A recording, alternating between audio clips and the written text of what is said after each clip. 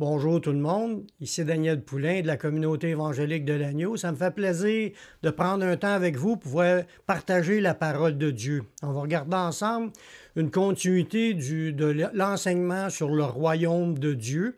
Aujourd'hui, on est en train de regarder l'idée de marcher dans le caractère que l'esprit du royaume va faire en nous. Parce que la Bible elle dit, comme quand on est né de nouveau, on est devenu une nouvelle créature. Puis maintenant, à partir de ce moment-là, l'Esprit Saint nous amène à devenir quelqu'un d'autre.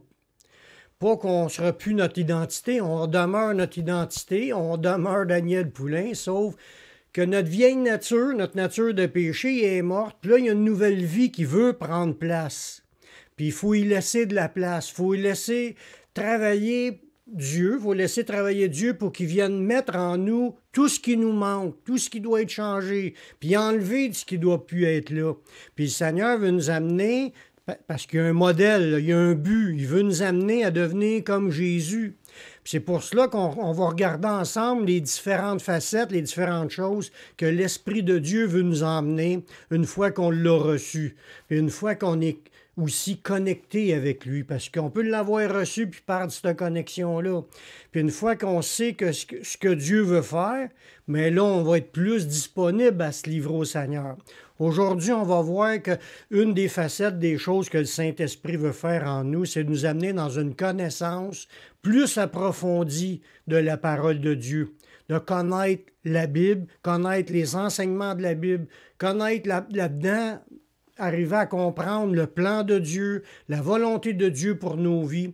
Tout cela, le Saint-Esprit veut nous amener là-dedans. Puis pour cela, mais il faut qu'il fasse un travail de changement dans nos pensées. Comme qu'on le sait, on se donne à Dieu pour qu'il nous renouvelle dans notre intelligence, puis qu'on discerne les choses qui font partie de la volonté de Dieu. Ce qu'on voit dans la parole de Dieu dans l'Ancien Testament, c'était déjà prophétisé, cette relation-là, puis cet effet-là que Dieu voulait faire en nous. Dans l'Ancienne Alliance, Dieu a prophétisé qu'il fera une nouvelle alliance, puis qu'au travers de cette alliance-là, il nous enseignerait, puis il écrirait ses paroles en nous, dans notre cœur, dans nos pensées, dans notre esprit. Il veut écrire ses paroles, ses enseignements, ses révélations. On voit ça dans Jérémie. Dans Jérémie au chapitre 31, le verset 33, ça dit « Mais voici l'alliance que je ferai avec la maison d'Israël. Après ce jour-là, ça parle d'une autre alliance. Dit l'Éternel, je mettrai ma loi au-dedans d'eux, je l'écrirai dans leur cœur, je serai leur Dieu, puis ils seront mon peuple. » Voyez-vous, dans ce passage-là, Dieu avait déjà annoncé qu'il y aura un moment, qu'il y aura une nouvelle alliance qui se fera avec son peuple. Quand on parle de son peuple, on ne parle pas nécessairement d'Israël selon la chair. On parle de l'Israël spirituel, l'Israël de Dieu, de ceux qui font partie réellement de la famille de Dieu. Ça, c'est une alliance que Dieu a promis, qui était pour faire, pour prendre en main les gens qui font partie de cette alliance-là, mais aussi commencer à écrire ces paroles dans notre cœur. Il voudrait graver ces choses-là dans notre esprit, dans notre cœur, ses lois, ses enseignements, ses révélations, tout ce qu'il a à nous donner comme nouvelles, des enseignements, puis c'est des nouvelles connaissances. On apprend là-dedans à connaître réellement Dieu, puis connaître son cœur, connaître son plan, connaître ses promesses, tout ce que Dieu a à nous révéler en fin de compte. Il veut les graver dans notre cœur afin qu'on soit des gens qui aient premièrement, qu'il ait à cœur de mettre en pratique ces choses-là, mais aussi qu'on puisse connaître le chemin dans lequel on doit marcher une fois qu'on est sauvé. Parce qu'on le sait, Jésus nous a dit que le Saint-Esprit, quand on l'a reçu à notre conversion, mais il a vraiment comme but de nous enseigner des choses cachées. Des choses qui ne sont pas évidentes pour le monde. Le monde ne peut pas comprendre les choses de Dieu. Puis là, il va nous révéler à nous qui connaissons le Seigneur parce qu'on lui a donné notre vie puis il est entré en nous. Mais là, il va nous révéler les choses cachées que dans sa parole. Puis il va même nous révéler des choses du futur. C'est ce qu'il a fait. On voit dans l'Apocalypse, les choses du futur sont révélées. Dieu a déjà parlé par son Saint-Esprit, mais il veut nous les faire comprendre maintenant. C'est pour ça qu'il faut faire confiance au Seigneur. Jésus l'avait dit dans Jean chapitre 16, le verset 13. Quand le Consolateur sera venu, en parlant du Saint-Esprit, puis il a commencé à agir dans les cœurs des gens, suite à la résurrection de Jésus. Il y a eu 40 jours plus tard de sa résurrection, 50 jours plus tard, le Saint-Esprit est descendu, a tombé sur tous les gens qui étaient dans cette pièce-là. Les gens étaient remplis du Saint-Esprit pour avoir une puissance pour être un témoin, mais Dieu a commencé aussi à révéler sa parole, à révéler ses pensées, ses buts, ses promesses, puis on a ça par écrit dans le restant du Nouveau Testament.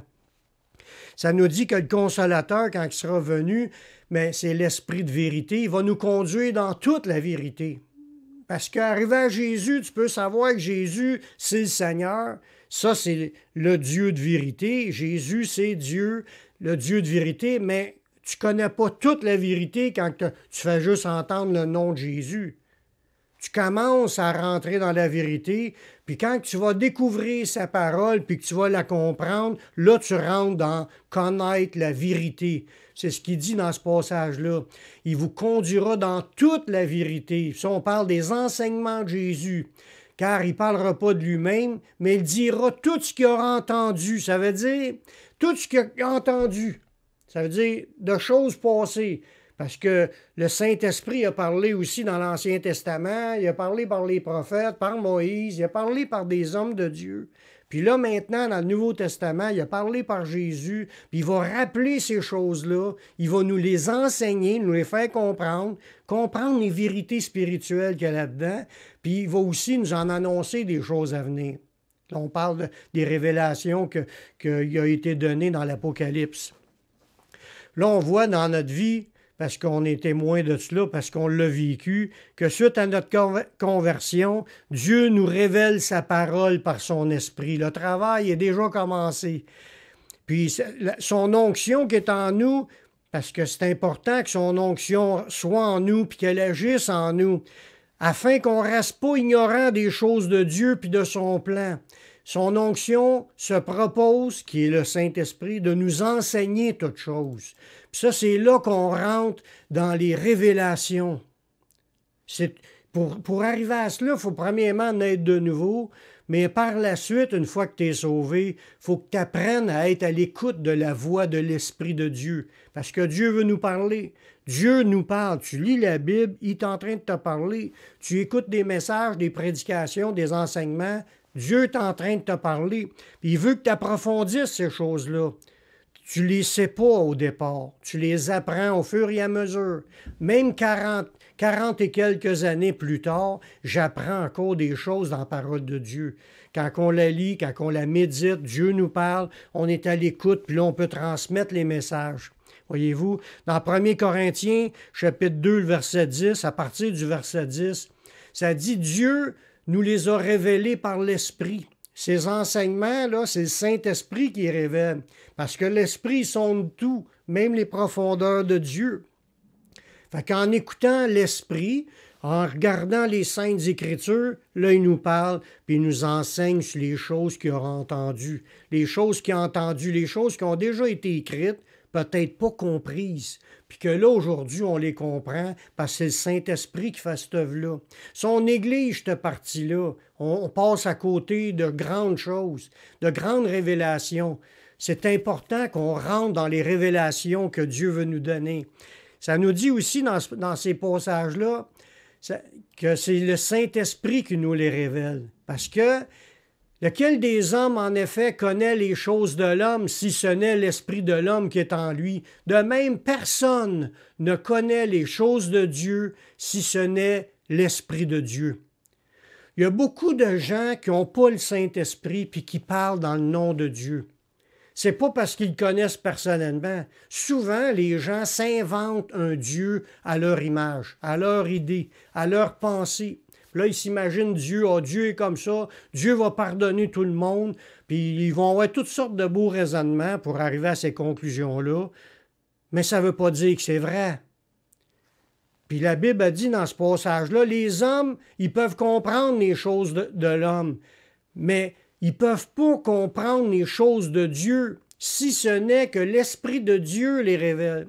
Voyez-vous que c'est important qu'on passe par la nouvelle naissance, parce qu'une fois que tu es né de nouveau, tu reçois le Saint-Esprit, puis là, il commence à t'éclairer. Il commence à te montrer des affaires que tu n'auras pas compris autrement que de l'avoir reçu. Il fallait préalablement que tu le reçoives pour que les choses qui appartiennent à l'Esprit de Dieu puissent être communiquées. On continue dans ce passage-là.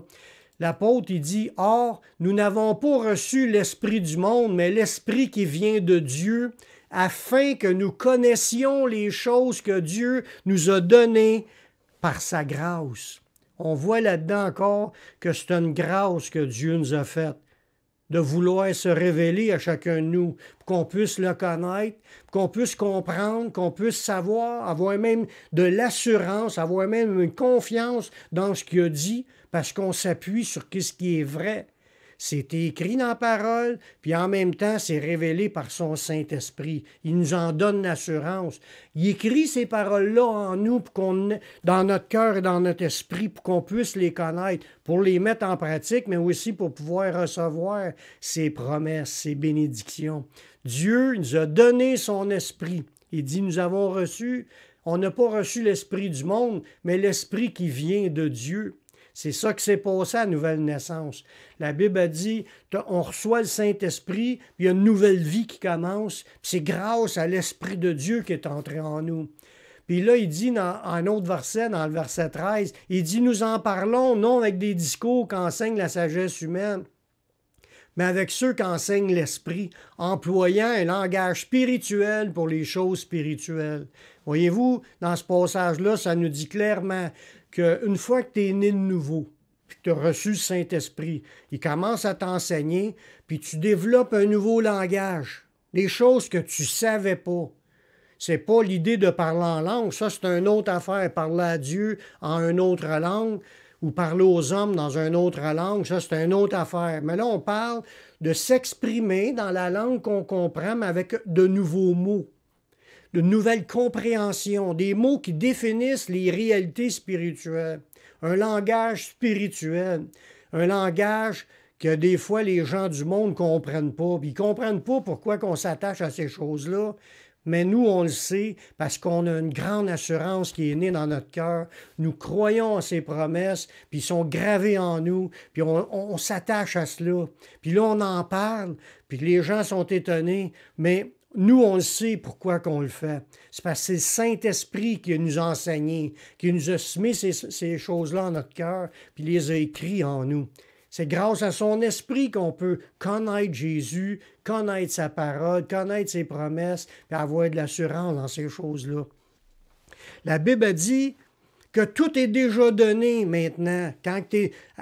Déjà au départ, là, il y a 2000 ans, après que Jésus ait tout accompli, puis que la Bible était écrite, là, tout était déjà là pour qu'on puisse être sauvé.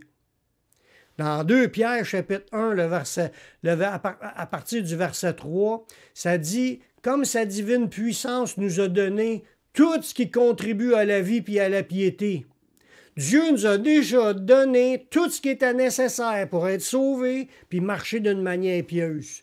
Tout est déjà là. La parole de Dieu est déjà écrite, puis le Saint-Esprit est déjà là pour nous convaincre puis nous amener. Une fois que tu lui donnes ta vie au Seigneur, il rentre dans ta vie, puis tout est déjà là pour que tu marches en chrétien plus que vainqueur. Puis là, il nous dit que c'est au moyen de la connaissance de celui qui nous a appelés qu'on a tout ce qu'il nous faut. Tout est déjà là au moyen de sa connaissance. On voit là-dedans un point de départ, que toute la foi, tout le chemin de la foi, toute l'assurance, la confiance, la marche dans l'onction, puis tout le kit est donné premièrement par la connaissance de Jésus et de sa parole, ses enseignements. Tout est déjà là. Dieu sert de ça, le Saint-Esprit sert de ce qui est déjà là pour nous faire grandir, nous équiper, nous fortifier, puis nous faire marcher dans la piété, nous faire marcher d'une manière victorieuse. Tout est déjà révélé, puis le Saint-Esprit sert de ce qu'il y a là pour nous édifier, nous fortifier, puis graver ces paroles-là dans notre cœur. Puis ça, là-dedans, on retrouve, si on continue à aller le verset 4, il dit, ça nous assure de sa part, de la part de Dieu, les plus grandes et les plus précieuses promesses, parce que ça, afin que par elles, ces promesses-là, qu'on devienne participant de la nature divine. Voyez-vous, pour devenir participant de la nature divine, il fallait au préalablement connaître ses promesses. Puis une fois que tu connais ses promesses, c'est là que tu peux demander au Seigneur de les graver dans toi, puis de les saisir par la foi, puis qu'il y ait le changement qui s'opère. Parce que la connaissance est là, mais pas nécessairement là. Pour qu'elle devienne là, il faut laisser le Saint-Esprit renouveler notre intelligence, nous enseigner ces choses-là, puis graver cela en nous. Parce que si on ne le laisse pas faire, on va rester au niveau de la connaissance. On entend parler, mais on n'en vit pas. On ne l'a pas ici avec assurance, savoir qu'on est sauvé, on a la vie éternelle, puis de savoir chaque pas qu'on fait, chaque chose qu'on fait, de bâtir notre vie dans l'obéissance à ce que Dieu s'attend de nous. Pour y arriver, il faut laisser le Saint-Esprit changer nos pensées, puis nous donner cette intelligence-là. Puis c'est ce qu'il veut faire. C'est commencé déjà à partir de notre conversion, mais il faut être ouvert à cela. Puis ça va nous amener à goûter la nature divine. Puis cette nouvelle nature-là, la nature divine, est dans le Saint-Esprit. Plus qu'on y donne de la place, plus qu'il va prendre de la place en nous, puis plus qu'on va vivre pleinement ce qui est attendu par Dieu pour nous. Puis ça va nous amener à fuir la corruption qui existe dans le monde par la convoitise. Puis là, ça nous dit, et regardez bien ce qui est le prochain verset, qui est un verset clé pour l'étude d'aujourd'hui. À cause de cela, que Dieu veut changer nos cœurs, nos vies, qu'il veut nous écrire ses paroles dans notre cœur, qu'il nous a déjà donné ses promesses, il veut qu'on les ait ici, il veut les graver là. Ben à cause de cela, tout est là, mais il faut que ça soit là. La Bible nous dit, faites tous vos efforts. Les chrétiens doivent faire des efforts. Ah, mais moi, j'aime pas ça, moi, j'aime pas ça écouter des prêches. Moi, j'aime pas.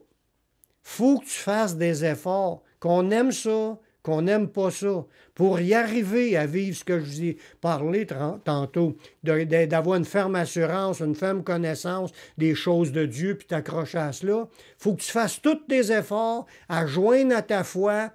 Et là, ça nous dit la vertu, puis à la vertu, la science. La science, c'est la connaissance. Il faut que tu fasses tous tes efforts, il faut que je fasse tous mes efforts à joindre la connaissance. Si on ne fait pas d'efforts, on ne travaille pas à l'unisson avec l'Esprit de Dieu. L'Esprit de Dieu veut nous amener à être connaissants. Il nous dit, il nous le montre, il nous parle, puis il nous dit, prends du temps à lire la Bible, puis va écouter le message du pasteur à ton église, va te nourrir spirituellement, va grandir. Puis si on y va pas, on grandira pas. Autant que Dieu veut le faire, puis qu'il nous a déjà tout donné, ce qui contribue à la vie puis à la piété, si on ne fait pas d'efforts, on n'y arrivera pas. On ne marchera pas dans ce que Dieu nous a demandé. Puis il faut bien comprendre que l'humain, quand tu donnes ta vie au Seigneur, tu te livres à lui pour commencer ce nouveau chemin, pardonner, puis marcher dans une nouveauté de vie, mais tu as des efforts à faire. Tu as des efforts à aller chercher cette connaissance-là, à aller chercher ce que tu as besoin pour ajouter cela à ta foi. Parce que ta foi, elle, c'est une confiance en Jésus qui est mort pour toi, mais ça ne doit pas s'arrêter là. Il faut que tu aies confiance aussi en ce que Jésus a dit, puis tu veux savoir ce que Jésus a dit. Fait que tu as des connaissances à aller chercher, puis tu as des choses que l'Esprit de Dieu doit graver dans ton cœur. Pourquoi est-il important que nous en connaissions les choses de Dieu? C'est une bonne question. Mais la Bible a dit qu'à la base, là, il est salutaire pour un chrétien d'être nourri par la parole de Dieu. À la base, là, la parole de Dieu, quand tu la lis puis quand tu l'écoutes, là, mais c'est une nourriture spirituelle pour ta vie spirituelle. Jésus le dit. Il est écrit, l'homme ne vivra pas de pain seulement, mais de toute parole qui sort de la bouche de Dieu. Voyez-vous, Jésus le dit, qu'aucun homme, il n'a pas dit qu'il y avait des exceptions, il n'y a aucun homme qui peut vivre spirituellement s'il ne se nourrit pas de la nourriture spirituelle, qui est la parole de Dieu. Il y a des gens qui se pensent en santé spirituellement, puis ça fait 6 mois qu'ils n'ont pas lu le Bible, qu'ils n'ont pas écouté un message, qu'ils n'ont rien reçu, puis ils se pensent remplis de la présence de Dieu, puis ils se pensent bénis, puis ils se pensent fortifiés par le Seigneur. C'est archi faux, c'est une illusion. Jésus nous dit le contraire. Il nous dit le contraire dans ce passage-là. Il dit « L'homme ne vit pas de pain seulement, mais de toute parole qui sort de la bouche de Dieu. » Là, on parle de lire la Bible. On parle d'écouter la Bible, d'écouter des versets de la Bible. Puis même si tu écoutes un pasteur, puis il n'y a jamais de verset dans ce qu'il dit, là, mais tu n'es pas en train d'écouter la parole de Dieu, tu es en train d'écouter la parole de ce pasteur-là. C'est pas ça qui nourrit. C'est la parole de Dieu. Il faut qu'il y ait des versets dans son message, dans sa prêche. C'est les versets. C'est comme si tu essayerais de faire à manger, puis je vous dis, mettons qu'il y aurait une loi naturelle qui dit « Or, sans farine, on ne peut pas se nourrir. » Puis là, on essaye de faire des repas avec d'autres choses. Il n'y a rien qui va nous nourrir. La règle, c'est que c'est avec de la farine qu'on est nourri. C'est la même chose avec notre vie spirituelle. C'est avec les paroles de Dieu qu'on est nourri. Il y a d'autres versets qui vont nous dire semblables. Or, la foi vient de ce qu'on entend. Ce qu'on entend vient de la parole de Dieu. C'est une puissance, c'est une semence vivante. La parole de Dieu, c'est notre gruau spirituel, c'est notre nourriture spirituelle qui doit être consommée pour être vivant spirituellement. Sinon, tu meurs spirituellement. Tu meurs de faim. Puis tu es loin de grandir, puis tu es loin de comprendre les choses de Dieu si tu ne te nourris pas. Puis tu peux peut-être dire, oh ben moi je l'ai déjà lu, je l'ai déjà appris, mais ça fait longtemps que ça a été digéré, puis ça ne produit plus l'effet désiré. L'effet désiré, c'est que je sois fort aujourd'hui dans le Seigneur. Puis pour y arriver, je parle dans la vraie façon, pas se penser fort. C'est de l'être vraiment, c'est d'être ancré dans la parole de Dieu. Il n'y a pas d'autre place que cela. La Bible a continué à nous dire que l'approfondissement de la connaissance des choses de Dieu, ça répond aussi à la question pourquoi il est important qu'on la connaisse, mais l'approfondissement de la connaissance des choses de Dieu par les révélations données par le Saint-Esprit, ça nous permet de grandir dans le Seigneur. La Bible le dit dans 1 Pierre 2,2. Pour grandir dans le Seigneur, ça dit désirer, comme des enfants nouveau-nés, le lait spirituel et pur, afin que vous croissiez pour le salut. Ce passage-là est écrit simplement comme si c'est un parallèle qui est fait avec un bébé qui désire de boire du lait quand il est venu au monde. Quand il a soif, il veut boire. Tu sais, il met le biberon, là, il veut boire.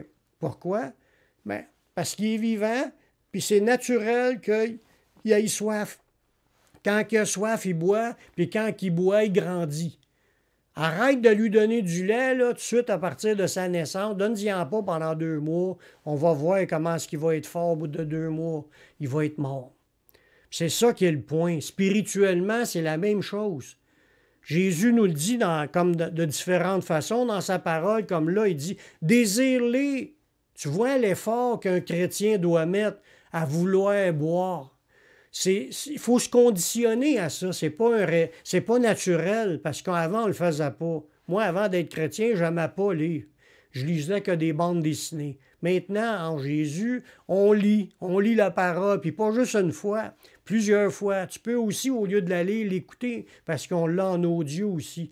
On a la lecture de la Bible en audio. Tu peux la trouver, lecture de la Bible Louis II en français, où il y a d'autres traductions. Il y a la Bible Darby aussi sur Internet en français, en audio, qu'on peut écouter. Tu as juste besoin de l'écouter, puis ça va nourrir ton âme, ça va nourrir ton esprit. Tu vas grandir dans le Seigneur. Désirez comme des enfants nouveau-nés le lait spirituel et pur, afin que vous croissiez pour le salut. Il y a une croissance à avoir dans le Seigneur. Puis le Seigneur veut qu'on grandisse, puis il a déjà tout mis pour qu'on grandisse. Il s'agit juste d'aller la lire, puis d'aller s'en nourrir, autrement dit. Amen.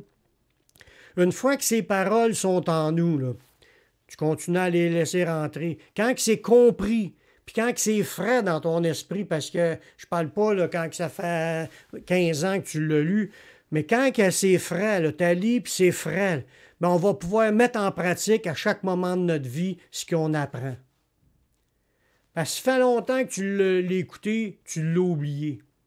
Puis la Bible elle nous le dit de ne pas être des auditeurs oublieux. C'est naturel d'oublier, c'est pas un reproche, c'est vrai. Mais si tu la lis, tu vas maintenir ça frais dans ton esprit. Puis là, tu vas être capable, dans un moment, tu vas avoir une décision à prendre, puis tu vas te rappeler. Le Saint-Esprit va te rappeler les paroles pour que tu puisses mettre en pratique, puis prendre des décisions basées sur la parole. Puis faire grandir dans le Seigneur, puis en même temps, de la mettre en pratique au fur et à mesure. Pas juste de la théorie. Il faut que ça soit vécu. Dieu nous appelle à ce qu'on la vive. Ça nous dit dans la parole, dans 3 Jean, 3e épître de Jean, chapitre 1, verset 3, ça nous dit « J'ai été fort réjoui lorsque des frères sont arrivés puis qui ont rendu témoignage de la vérité qui est en toi. » Voyez-vous, Jean, il a entendu un frère raconter à propos des autres chrétiens comment est-ce que la vérité était en eux. Les gens laissaient entrer la parole de Dieu dans leur cœur. Ils la connaissaient, la Bible, puis ils étaient capables de parler de choses spirituelles parce que la vérité était en eux. La connaissance, les révélations, les promesses, puis ils se réjouissaient de ces choses-là. Mais l'apôtre, il ne s'arrête pas là. Il dit, ils ont rendu témoignage de la vérité qui est en toi, puis de la manière dont tu marches dans la vérité. Fait que cette personne-là, non seulement qu'elle avait la vérité en elle, mais en plus, sa marche, son mode de vie, sa conduite, il marchait dans la vérité. Ça veut dire qu'il mettait en pratique ce qu'il apprenait. C'est là que le Saint-Esprit veut nous amener. Pour arriver à mettre en pratique, il faut que premièrement que la vérité soit en toi. C'est ça que le Saint-Esprit veut faire. Nous révéler ses pensées, nous révéler les paroles de Dieu, puis ses promesses, puis tout ça. Puis après ça, tu vas marcher dans la vérité. C'est le but de Dieu de nous amener dans ce sens-là. Dieu, il sait comment c'est important de connaître les paroles de Dieu. Puis nous sommes appelés à être en tant qu'Église, là, en tant que corps de Christ. On est appelé à être l'appui de la vérité. L'Église est l'appui. On appuie la Bible, on appuie la vérité. On est la colonne pour appuyer la vérité. Dans 1 Timothée, chapitre 3, le verset 15, ça dit « Mais afin que tu saches que si je tarde, comment est-ce qu'il faut se conduire dans la maison de Dieu, qui est l'Église du Dieu vivant. » Là, on ne parle pas de la bâtisse, on parle des humains qui sont nés de nouveau, qui sont devenus le corps de Christ. On est unis avec les autres chrétiens. Puis ça s'est appelé l'Église. Puis ça nous dit que l'Église, c'est la colonne et l'appui de la vérité. Ça veut dire que quand tu parles à des chrétiens, ce qui devrait sortir là-dedans, c'est que c'est des gens qui connaissent Dieu, ils connaissent la parole de Dieu, puis ils marchent dans la parole de Dieu, puis quand ils proclament les choses, mais ils appuient la parole de Dieu, sont solides, ils défendent la parole de Dieu. C'est des gens qui sont solides, qui sont capables de mettre devant les yeux des autres, dans les oreilles des autres, les paroles avec foi, parce qu'ils sont convaincus que c'est vrai. Ils l'annoncent en appuyant, en attestant, avec conviction, parce qu'on le sait, on le vit. On devrait être comme cela en tant que chrétien. Des gens qui la mettent en pratique, qu'on est capable de la défendre, parce que la Bible a dit que l'Église est supposée d'être la colonne puis l'appui de la vérité. Quand les gens qui font partie de l'Église ne la connaissent pas, ne peuvent pas être un appui de la vérité. Un des buts des chrétiens sur cette terre, c'est de dispenser droitement la parole de Dieu. C'est ce qu'on voit aussi dans 2 Timothée, chapitre 2, le verset 15. L'apôtre Paul il a exhorté Timothée. Il a dit « Efforce-toi de te présenter comme un homme éprouvé, un ouvrier qui n'a pas à rougir, puis qui dispense droitement la parole de la vérité. » Il faut être capable de la dispenser. La dispenser, ça veut dire d'en parler. la distribuer. Comment? Mais premièrement, de notre bouche, en parlant aux autres, en expliquant aux autres les vraies affaires. Puis aussi, ça peut être par écrit.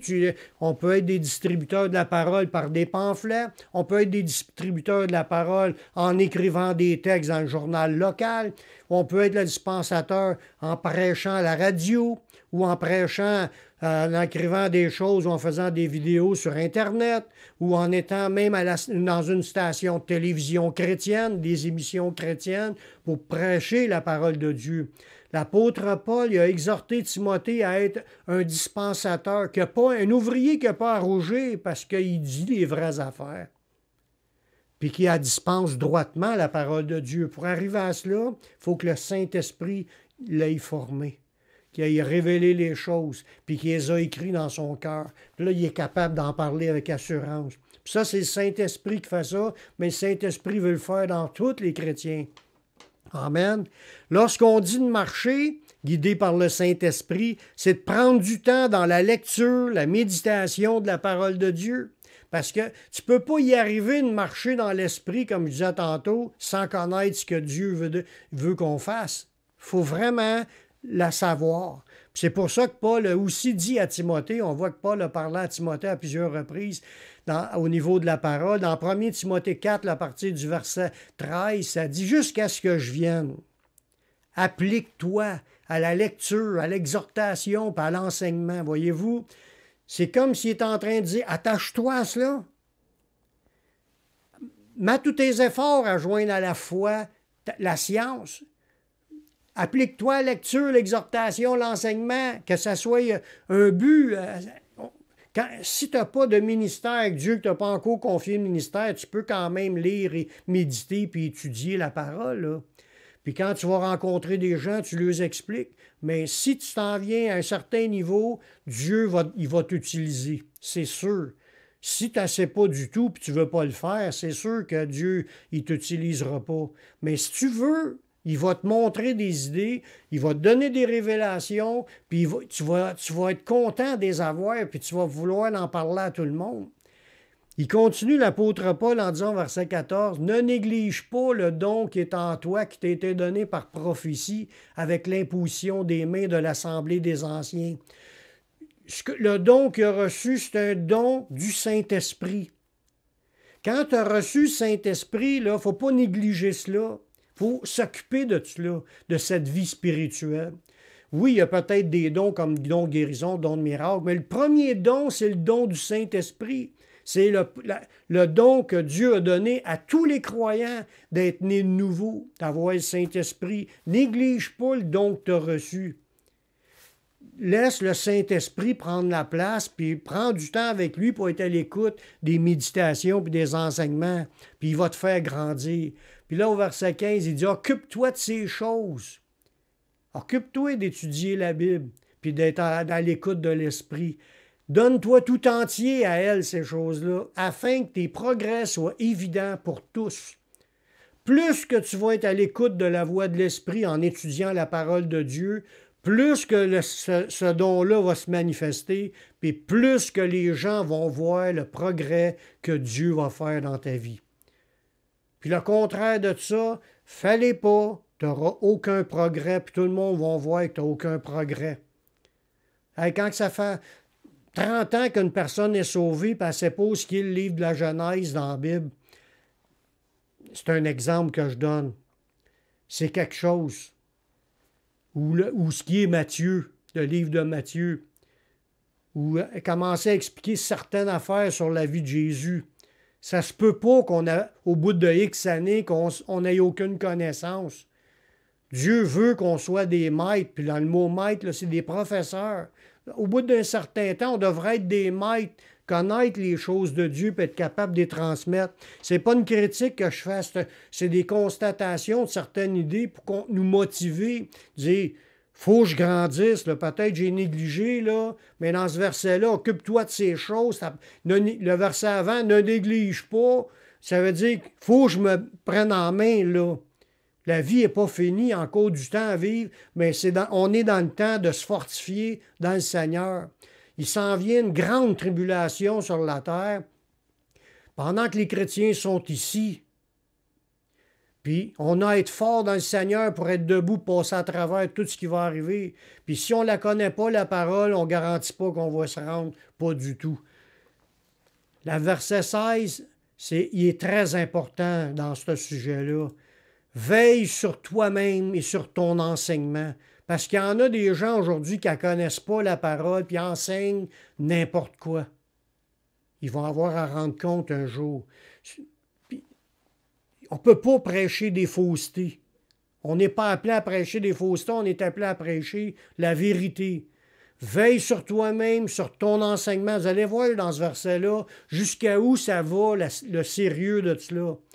Il dit, persévère dans ces choses, car en agissant ainsi, tu te sauveras toi-même, puis tu sauveras ceux qui t'écoutent. C'est fort. Pourtant, tout le monde dit, ouais, mais il est déjà sauvé, il a déjà accepté Jésus. C'est pas juste d'accepter Jésus, c'est de marcher avec Jésus dans le chemin de Jésus. C'est différent. Puis pour marcher dans le chemin, il faut que tu connaisses la parole. Puis il faut rester dans la vérité. Il y a plein d'églises aujourd'hui qui prêchent des hérésies.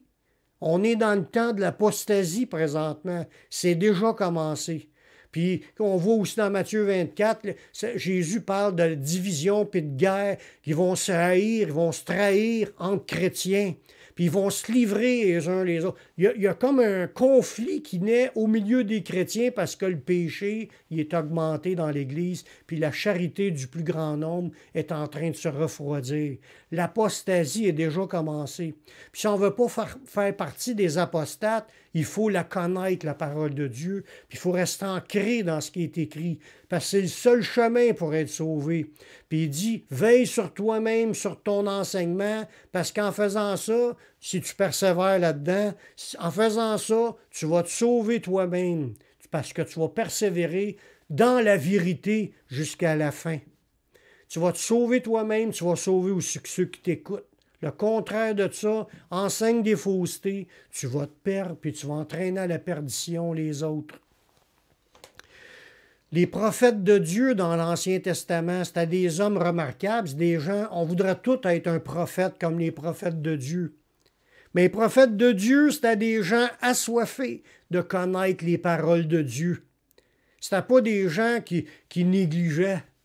C'est des gens qui parlaient à Dieu puis qui lisaient la parole de Dieu qui était à leur disposition.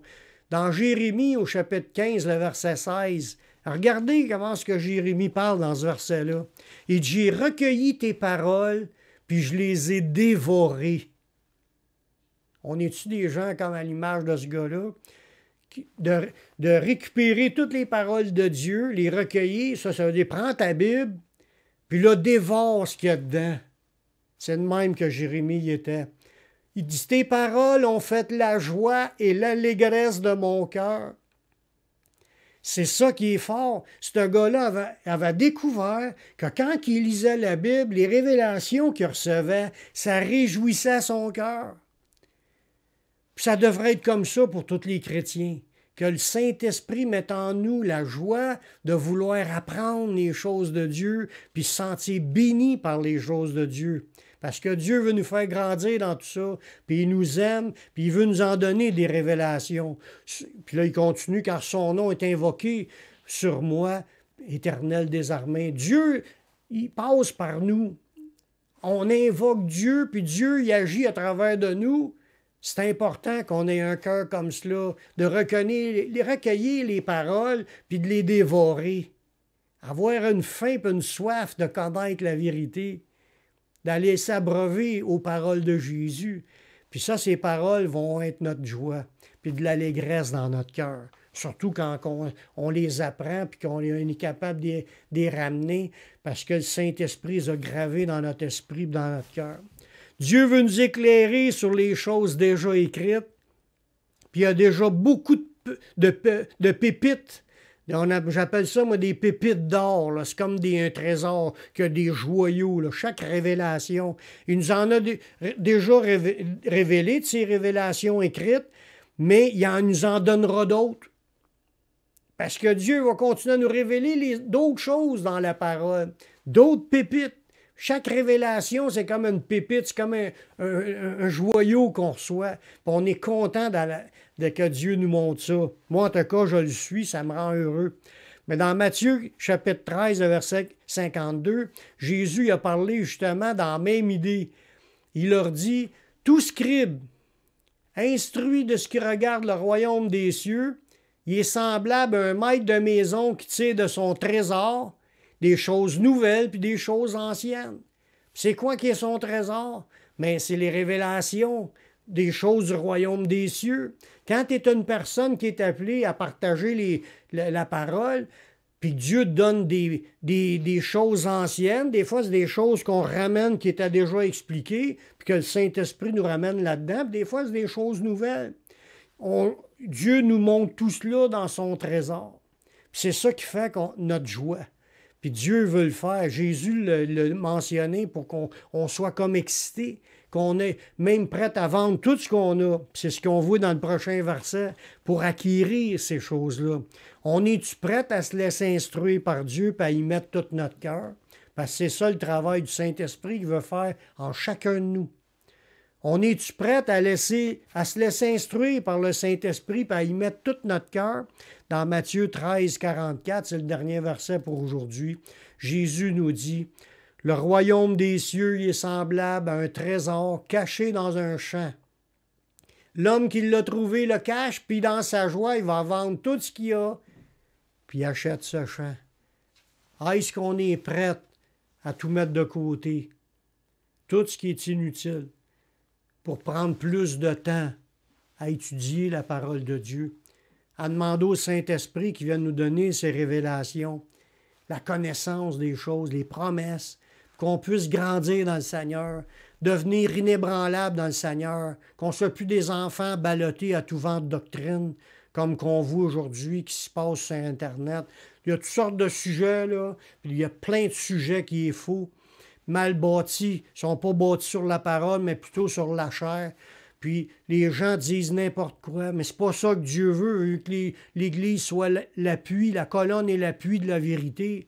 Fait que Dieu nous dit dans ce passage-là de tout laisser, puis acheter le champ où ce qui est le trésor. Puis ça, il est où? C'est la Bible, la parole de Dieu. C'est le livre de Dieu. C'est là-dedans que Dieu va nous faire grandir, puis qui va nous fortifier, puis tous nos progrès vont devenir évidents pour tous. On va faire une prière ensemble pour ceux qui sentent qu'ils ont négligé cette partie-là, puis ils demanderaient de l'aide au Seigneur pour grandir, que Dieu en donne davantage, puis que Dieu les instruit, que Dieu nous instruit, parce que moi, j'en ai jamais assez. J'en veux plus de révélations, plus de connaissances. Je vais être capable de transmettre les choses que Dieu me donne, mais il faut qu'il m'en donne, puis Dieu le fait à date, il est fidèle. Fait qu'on va prier ensemble. Père, merci pour ta parole qui est vraie. Merci de nous révéler l'importance de grandir dans ta parole, dans la connaissance de ta parole. Et merci de nous dire aussi que le Saint-Esprit veut nous faire grandir dans ces choses-là. On se donne à toi, Seigneur, puis on va mettre nos efforts, tous nos efforts pour y arriver. Conduis-nous, Seigneur, par ton Saint-Esprit, à comprendre ta parole. Révèle-nous-la, Seigneur, que nos yeux s'ouvrent, que les cloches sonnent dans notre esprit à chaque nouvelle pensée qu'on a, là, qu'on se réjouisse de tes trésors, de tes perles, de tes joyaux, tes pépites que tu nous donnes. Puis merci, Seigneur, pour l'œuvre que tu as déjà commencée. Puis je te demande d'aider ceux qui ont de la misère, ceux qui n'y arrivent pas, ceux qui trouvent ça plate ou qui n'ont aucun intérêt. M'aller dans le cœur, d'avoir une soif comme un bébé nouveau-né, de lire ta parole, puis de vouloir grandir spirituellement. Merci, Seigneur, de ce que tu vas faire. Je m'en remets à toi, puis je te prie dans le nom de ton Fils, Yeshua. Amen. Amen. Merci d'avoir été là. Merci du temps que vous avez pris pour écouter ce message. Que le Seigneur vous bénisse abondamment. Shalom.